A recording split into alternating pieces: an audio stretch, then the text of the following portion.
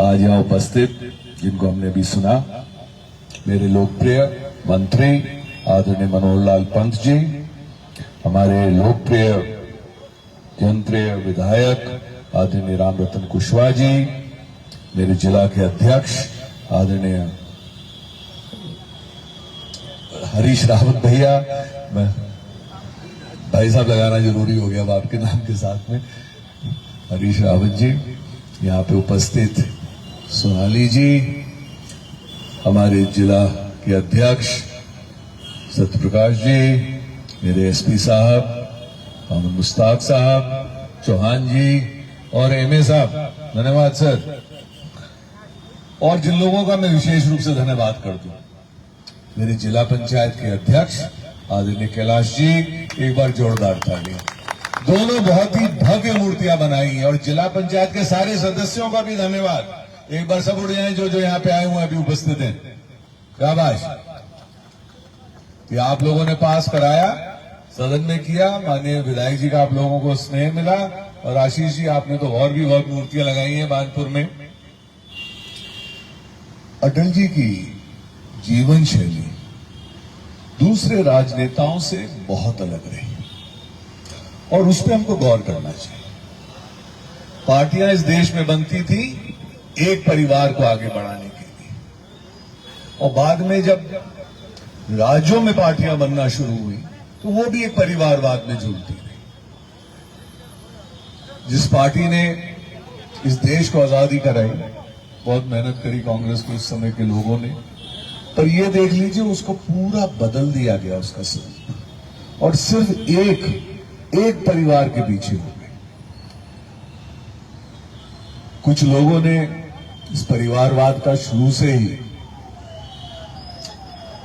ही अपनी नाराजगी इससे जताई और जनसंघ बनाने का काम किया। अटल जी ने 1980 में भारतीय जनता पार्टी की नींव रखी मुंबई में। और भारतीय जनता पार्टी किस तरीके की पार्टी रखी?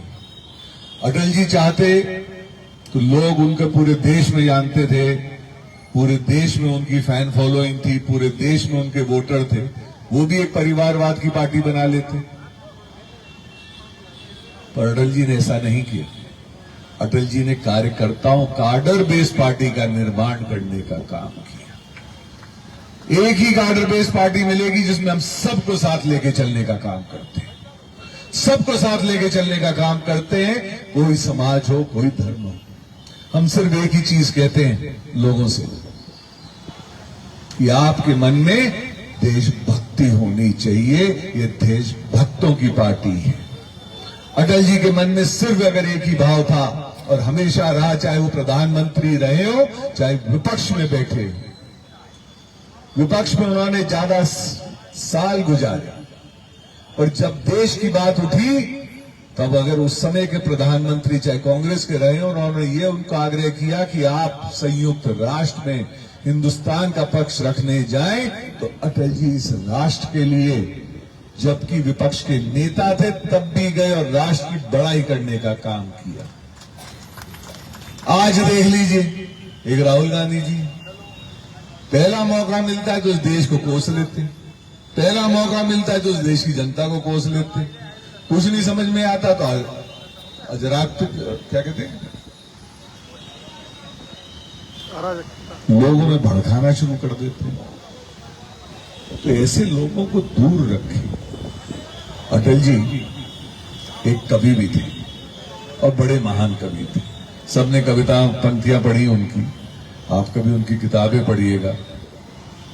मैं तो उनकी एक दो कविताओं से बहुत ही ज्यादा अपनी जिंदगी में उतारने का काम किया, जो उनकी समाधि पे लिखी हुई है। अगर कभी आप अटल समाधि जाएं तो जरूर पढ़िएगा।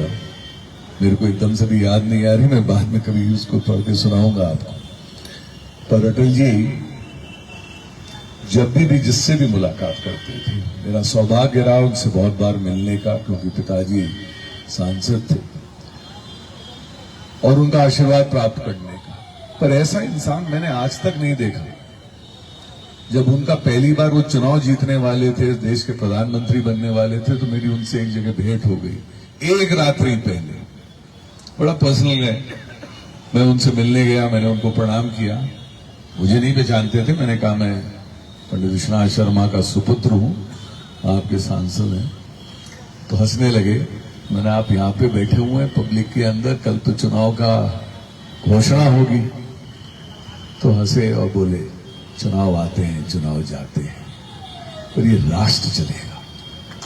तो इतने बड़े आदमी, उनको चुनाव की भी चिंता नहीं कि अगले दिन वो प्रधानमंत्री होंगे या नहीं होंगे। उनको अगर एक ही चिंता थी तो इस राष्ट्र की चिंता थी। और आज की नीतियां आप देख लीजिए। 12 साल मेरे प्रधानमंत्री को होने जा रहे हैं, आदरणीय नरेंद्र मोदी को। जो सड़कों का जाल बिछाया, इसकी भूमिका किसने रखी थी? अटल जी ने। आपको जो सबसे बड़ी सौगात मिल रही है केन बेतवा, ये किसका सपना था? अटल जी का सपना था। अटल जी का सपना था कि हर गांव में हर गरीब व्यक्ति को, उन्होंने भी श्यामा प्रसाद मुखर्जी और दीनदयाल उपाध्याय जी से सीखा था कि हर गरीब के घर राशन मिले, इस देश में कोई भूखा न सोए। तो आज अटल जी के इस सपना जब साकार होते देखते हैं, हम अपने इस महान राष्ट्र को आगे बढ़ते देखते हैं, तो आप और सब में देश की प्रेरणा, देश के लिए भक्ति जागती है। और कभी लोग सोचते थे अटल जी बड़े नरम हैं। उन लोगों को 2 चीजें पढ़ लेनी चाहिए अटल जी के बारे में। एक, परमाणु बम का किसी ने टेस्टिंग करी और जब पूरे लोगों ने मना कर दिया था कि साहब आप करोगे तो इस देश को पराया नेशन कर देंगे, दूसरे देश आपकी मदद नहीं करेंगे, अटल जी माने नहीं। अटल जी ने परमाणु बम की टेस्टिंग करी। और दूसरा, अभी भी पाकिस्तानियों से जाके पूछ लीजिए, कारगिल वॉर याद होगी। जब लोग कहते थे कि कारगिल में कोई जवाब नहीं दे पाएगा, इतनी ऊंची चट्टानों पे हिंदुस्तान के सैनिक नहीं चढ़ पाएंगे, तो किसने प्रेरणा दी? अटल जी ने प्रेरणा दी। मेरा सौभाग्य है, मैं एक चीज और साझा कर जाता हूं। मैंने अभी अपने आदरणीय मुख्यमंत्री जी आए थे, उनको एक चिट्ठी लिख के आग्रह किया है कि हमारा इतना भव्य सुंदर मेडिकल कॉलेज उन्होंने बना के हमको देन में दिया है। नरेंद्र मोदी जी की हम लोगों पे कृपा रही, तो उनसे मैंने आग्रह किया है कि इसको अटल मेडिकल कॉलेज के नाम से रखा जाए। तो झांसी में हम लोगों ने एक अटल पार्क बनाया है। कभी आप लोग झांसी आएंगे, उतना बड़ा तो ये नहीं बन पाएगा, पर उससे कम सुंदरता नहीं होनी चाहिए कि हम लोग सब जब कभी यहाँ पे टहलने आए, शहर के बीचों बीच एक सुंदर भव्य पार्क हो, जिसमें हम अपने 2 महान देश के सुपुत्रों को याद कर सकें, सरदार वल्लभ भाई पटेल जी को और अटल जी को। और हमारी आने वाली पीढ़ियां, विशेष रूप से जो मेरे युवा हैं, वो हमेशा इनका योगदान याद करते हैं। इन्हीं शब्दों के साथ आप सबका नमन, और मेरे साथ 2 हाथ ऊपर करके बोलेंगे, भारत माता की।